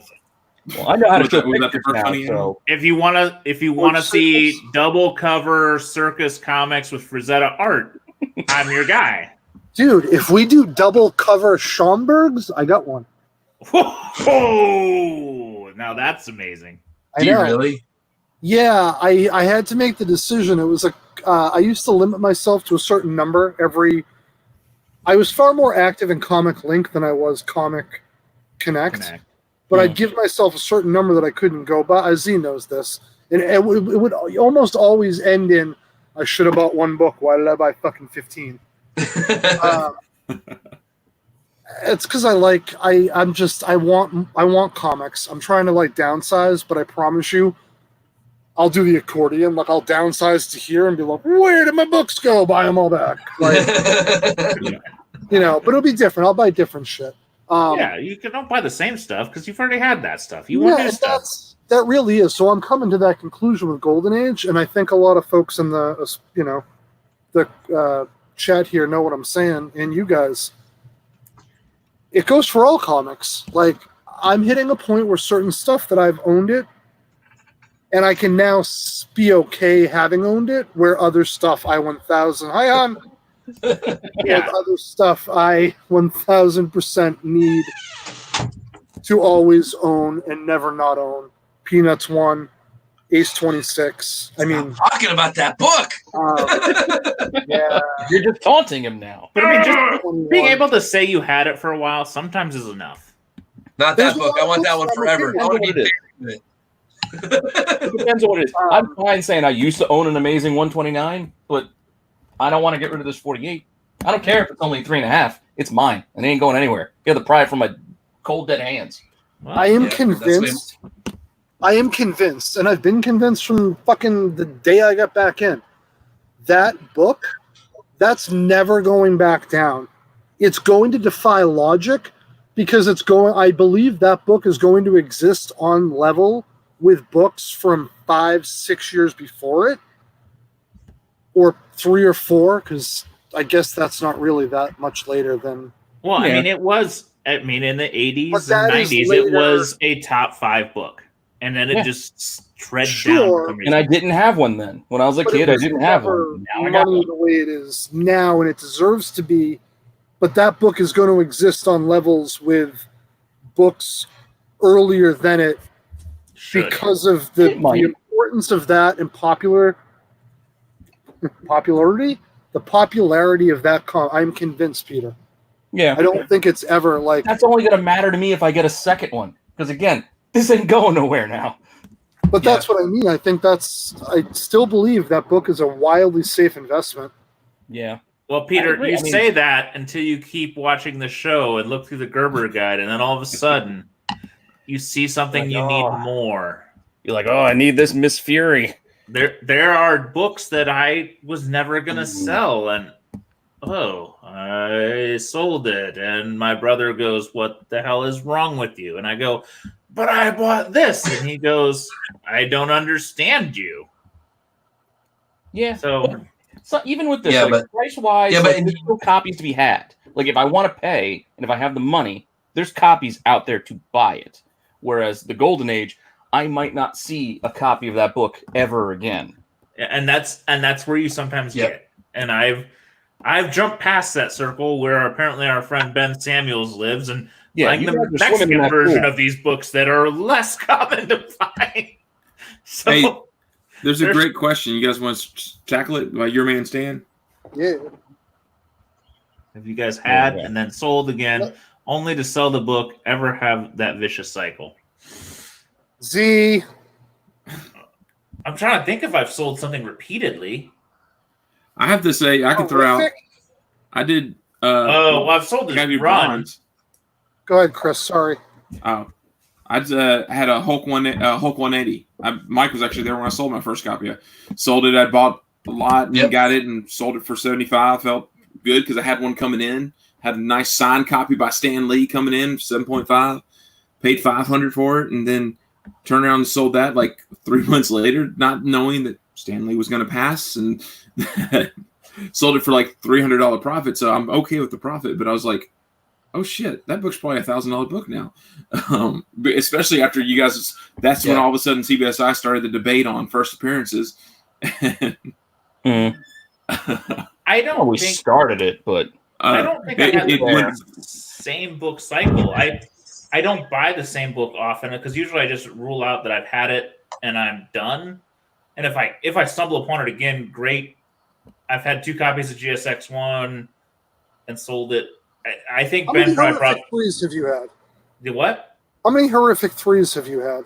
Only one, but the issue was I had the run. I was 12 issues in, and I sold because I got so fed up with the 3, and then I had the 3. So I sold most of the run, and then stumbled upon the 3 and got back. So that was one that hurt. I tend to buy things that I've not had. I hoard books, but books that are hoardable. You know, I've got a lot of Crow books. I've got a lot of this, a lot of that, but a lot of Italian ASM 300s. 300s. Do you want to know something? Do you want to know something that's going to make you guys go, what? I do not own a single Brave and the Bold 54 anymore. What? I owned a dozen of them at one time. Yeah, I was going to say, anyone who's been, you almost have to be G+ days to know that, but like, I was like, I was like, wow, that's awesome. I don't know what I've owned so many of those. Cool. I don't either. Fuck you. But I mean, I owned so many at one point. It was like the first book I hoarded, and it never went anywhere. And I finally sold the last one, and I don't have any. It's really funny. I was going through my stuff, and I found too many copies. I was, shit, why do I have this many copies? That and Teen Titans 1. Oh, those are books I believed in. I believed in. They just don't go anywhere. And I'm like, okay, I'll buy another one later. And probably now they'll go up. Hold them. I like 54. I think it's a cool book. Peter, what about you? Cycle? 129 I've bought a couple of times, and I don't have one currently.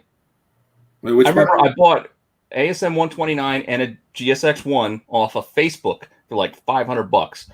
The ASM 129 was beat to hell. Like it was crumpled. It looked like a paper bag, like John Bender's paper bag that he pulled out of his locker. It was that crumpled. Like it was crumpled to hell. And I sold it for like $300 to get most of the money back. He's like, all right, well now I don't have an ASM 129, but I got my GSX and I only paid $200 for it. Then I bought another ASM 129 for a bit more, but then I got it graded and still made some money when I sold the graded copy when we went on vacation last year. I didn't want to sell it, but we were going on vacation. We needed some money, spending money. So I was like, all right, I got comic book money. Let me get rid of this because it's a book you can get again. I can get a 129 again if I want. I just have to pay for it. So there's plenty of copies. It's just things like that. They're there. You just got to. What about? Sorry, Peter. It's all right. That's it. That's all I got. What about you, Mike? Before I again make Z be like, dude, you can't be an asshole every show. You can be an asshole. You can be an asshole on this show. It's okay.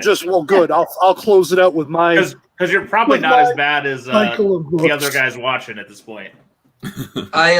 So I don't know, maybe I'm a weird collector in this way, but I won't sell a book until I can get an upgrade to one that I would want to keep for so far I have not found a book that I've sold that I want back. But I'm maybe overly cautious about that. I always wait too long to sell. I'm a little bit of a hoarder. So those things combine badly. Although in this case, I don't have any fun stories to tell. I've never really let a book go that I want back. I'm kind of an out of sight, out of mind guy. Once it's sold, it's sold, and I kind of hate it after that. I never want it back. Do you think? So, sorry, yeah. Do you think you're more? Yeah, I keep interrupting you. Ask you a question. I'm sorry. Well, it's a question. You cool? Go. Do you think you're more methodical about your purchasing for yourself because of that? Yes, very much so. That's why, I mean, you know, open up your Hangouts, Ben. I mean, how many times do I ask you, should I buy this? And you're like, dude, it's $20. Of course you should fucking buy it. You know, but I mean, I'm constantly second guessing myself about what I want to keep for my PC, because I wouldn't call myself a seller. I only sell to fund a specific book that I have my sights on. So for me right now, everything I sell is going to a damn Peanuts and net, and I'm gonna go until I get it. And I honestly don't care what I sell to get it. I guess that one more question, and then I'll be ridiculous. So for the sake of argument, if you know, like, you're getting a nicer 181, will you hold your copy of 181 until that 181 in your hand is going towards one coming in? Or will Absolutely. you sell it to get the cash and then at some point... Okay. No, I will not relinquish my current copy until that one is in my hot little hand. And you did that, didn't you? Like I said, like you had a beat copy. Shoot, you're 94. I did that. I got Mike's old X-Men 94 through a shop because he traded in because a better copy had come in. Yep, I've done that about 5 or 6 times over the past year. I got my House of Secrets 92 upgrade that way. I got my Hulk 181 that way. I got my Hulk 180 that way. But yeah, I mean, I maybe that's bad, because what I should probably be doing is get the cash. I know I can get the book. I'm worried that some crazy price spike is going to happen. I'm going to sell my damn copy. I'm going to go to get the one I want, and all of a sudden it's $1,000 more than it was the day before. I'm just terrified that that's going to happen to me. So I never let the big boy books go until I've got another one either like being literally held for me someplace, or I'm already like I put a down payment on it, or whatever. Like I know it's mine. Man, I am completely reckless and abandonment on it, and I'm like, sometimes though I go the other way and I'll buy the book and then have to pay the wife back and be like, well, what can I sell that's going to hurt the least? Yeah. So, well, I mean, I'll do that. Like, I'll pull the trigger on a book if it's a good deal. I won't wait. But then of course, like, you can't even talk to me over the next 4 or 5 days, because I'm just like, I'm listing shit. Like, who can I talk to? Who wants this book? How much money can I get out of? Because I got to make that money back, like that. I'm not a rich guy. Sometimes that's how I force myself to list some books on eBay is I just bought something I can't afford. Let's put them up. Yeah, exactly. I got my sights on 2 things right now. All right, Ben, you're up. I was going to say I've operated outside the box. I mean, I think it's different because of I've been self-employed. Like, I don't sell comics full time.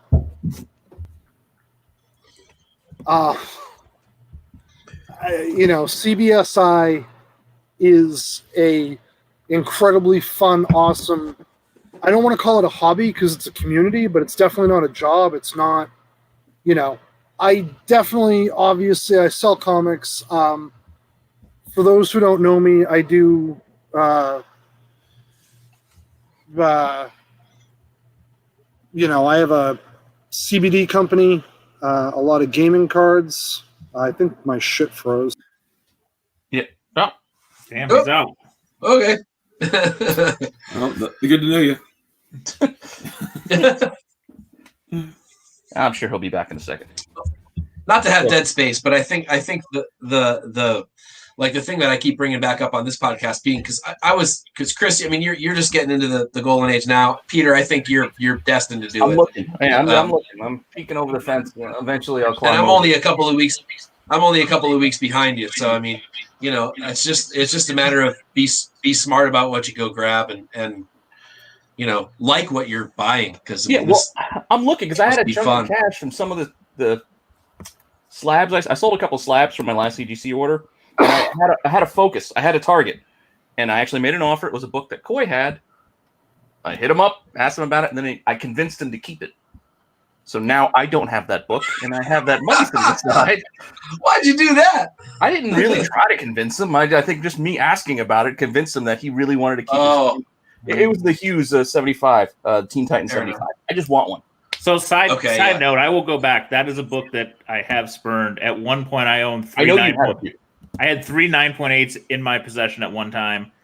I ended up with 0 at some point after that because I kept selling them for other things I wanted more. What book? Teen Titans 75 Hughes. Teen Titans. We've talked about that. The Hughes. I have had 3 9/8s, which is a lot of the census at one point, and I sold them all because I needed something else. And then finally, a few years ago, I finally pulled back the trigger and bought one because I'm like, I just want one, and that's it. But now I'm done. All right. So I've been flipping comics. Back. I've been flipping comics since 2012. It's what I wanted. It's how I knew I was going to be able to afford Silver Age, which is I get into comics as an adult. When I got back in, my goal was to have every silver Marvel and DC comic ever printed. I completed all my Marvel runs. I completed about 75% of DC, give or take. My hang-ups became Showcase 4. Yeah. And the fact that I was spending obscene amounts. And again, I exist in a different place because I am self-employed. All of this flipping and stuff just became part of, the write-offs and the, so like Teen Titans 75, I've been through 7 or 8 copies. The last copy I sold went to a good friend. I didn't want to get rid of it, but it was my buddy Scott. Everybody knows him, Scott Reagan. Awesome dude. He wanted it. He wanted it for him. He sent it into CGC and just hammered out the fucking raw dog 9/8. You know what I mean? Like rock and roll. Books that I've cycled through on Nada, because I feel like if you ask, and I do not consider myself a dealer, and I don't want fucking, the 3 people watching are going to create clips. I am not. I don't consider myself a dealer. I flip a fair number of comics. You know what I mean? It is what it is. That said, I did it all to generate money for my collection. I hit a point where I said, what the fuck am I doing with all these comics? I super, super lucky. One of my LCSs needed just endless Silver Age fodder and was doing 75% of value in trade, and they valued things by Overstreet. Oh, yeah. So, oh, my Christ. Ask Zurcher. Oh, my Christ. Every week he'd get a new fucking text from me with, 17 key, just ridiculous books. Traded the fucking second half of the X-Men run for this. Spidey 1, Hulk 181. That's what I did. And then I started trading for the stupid movie books. And I must have cycled through 30 copies of FF44, 5? 45s and humans.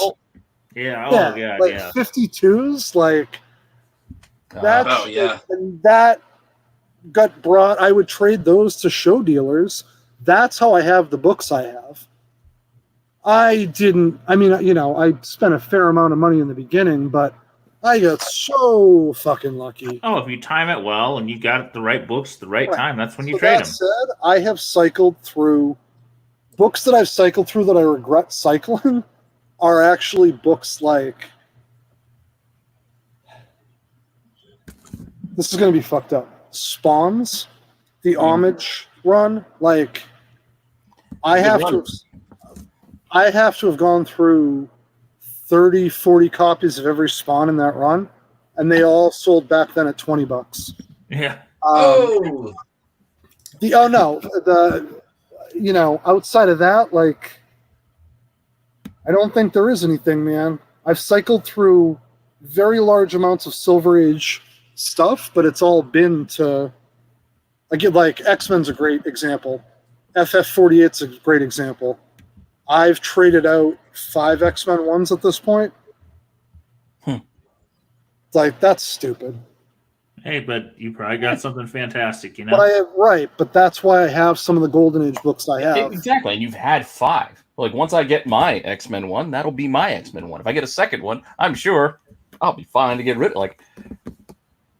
And that's and that's the thing, because I've done that with FF. Yeah, I've done that with FF48 and 49 a couple of times now. Again, I did it my stupid, twisted, idiotic hoarder way where I didn't get rid of one until I had the other one in my hand. But, those flipping those books out and just keeping the nicer copy for myself every time has yielded me some pretty awesome books that I could never have gotten any other way. And a lot of it, like Ben's saying, it's timing. Ben knows of my other collection, and those of you that watch other podcasts have seen some of it behind my head. But I got into that collection at the right time, and I've got stuff I could never even contemplate affording now, just because of timing. And it's stuff people would be jealous of, I guess. But if back in the day when I got it, they didn't want that shit. I was the only one that wanted it. And so now I'm sitting on that stuff pretty. Games. Yeah, that's exactly a lot of my goals is, and how I feel about it is that way. Is that that you never have it now if you had to go get it now. Yeah, you would never be able to go get it now. I would have a tenth of it, maybe. And again, timing is key. But honestly, like a lot of it really is networking, and I'm not saying I'm in a different position because I have a gaming store in 2012. Anyone who's been in this long enough knows in 2012, every fucking comic store wanted nothing to do with their comics. They wanted to get gaming people because this perception that all the money was in gaming. So I was going in on top of it all as a gaming store with endless connections to gaming stuff. Like, you want Magic product? Okay. That got me into back rooms of stores. That got me into real deals. Like, instead of, I had a store that only they sold by guide, and I bought at 50% off guide because they got to buy Magic for me at wholesale. This will get me fucking my Magic account taken away. Well, let's stop there. I don't do it anymore. Fuck them. But I would, you know what I mean? I'd make sure your account whatever he had because you needed. Now your account's gone. Yeah, it's all right. We're fucking. I have already gotten a fight with him. Fuck them. So like that resource by me, literally, it cost me nothing. They were like, well, they could not get Magic, so I would get them 24 boxes, charge them fucking wholesale, and all it took me doing was going, can I have 24 extra box? Okay, thank you. And by doing that, I'd go in once a week. At half off, you had to. And for some reason, Massachusetts, they were just flooded with keys. Ask John, man. He'd get the fucking messages from me once a week being like... And I'd be like, I don't see one copy of that book, and you just pulled 6. Right. And I'm like, slow. I fucking brought home Showcase 22, Tales 27, and 3 other like top shelf blue chips. And again, I'm only putting all this out there because I have cool stuff, but I only have it because of these things. Yeah. I think the market's changed so much right now because of, like, in the past 2 years or 3 years, you can't go into, like, Peter, you're right, dollar bins. I don't know how long you've been doing that, but think through I remember when I was first diving through dollar bins, you could find Marvel premieres and spotlights in the dollar bins, in the 50-cent boxes, because they were Ghost Rider's second appearance. Who cares? I have a run of beat copy shoot. I got a first Ant-Man in a 49-cent box because no one cared about Scott Lang at that point. Then this is just 2016, 2017. But now with all the movie spec, basically because of sites like CBSI and shows like Telefilm FlipSide and all that, we've created this monster. Now, damn it, Mike and I go to a store and we sit beside 6 other people who some of them pull out their apps and they pull out all their other crap they have and they try to speculate, and you're like, okay, what the hell? Why can't you just know your shit? But which is what we were just trying to remember everything and just go through and go look them up later. Go off to the side and look them up later. Just trust your eyes. That's all I do. I don't have to worry about an app. I just know what I remember, books that I want that I remember. I don't worry about getting to the flea markets that I go to like first thing in the morning. Like, oh, you should have been here earlier. Yeah, if I got here, I could have fought you for that ASM 300 that you got for 50 cents. That's great. I'm not the guy to hassle somebody unloading their car saying, hey, let me see your comics. That brings up a fine great. Going after you. I'm fine picking the scraps of what you missed because you don't know what you're looking for because it's not what I'm looking for. Like everybody That looks for comment different too. things. That trust your eyes is really. Sorry, I didn't mean to interrupt you. No, it's all right. But that's the key. The trust your eyes comment's perfect because, like, we're talking about, and Ben, or we all, I guess we all talked about this on 3 Comic Monty. Was I pulled out that Cave Girl comic, right? The one that nobody gives a shit about, and I don't know. My eye told me after all the years of collecting I've done, and I'm no guru about anything. Nobody is. I see that.